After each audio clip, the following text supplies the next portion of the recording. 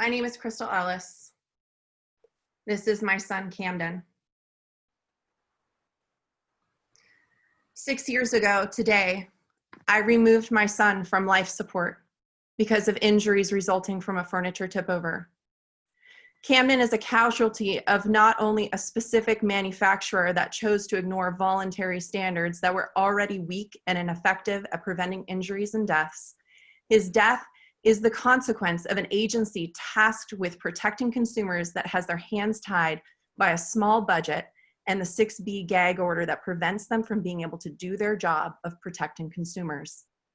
The CPSC is the agency that has consumer in its title, but has a history with struggles in being able to actually represent the voices and interests of Americans. This is in great part because of an unbalanced influence by industry since about 1981.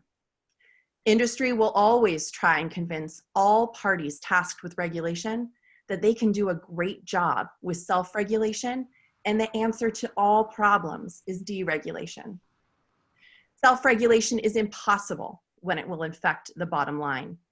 Deregulation has hurt consumers in innumerable ways. Nancy Beck has a strong history of deregulation and ignoring risk assessment data. This would be devastating for an agency that is already hurt by a balance of power in favor of industry.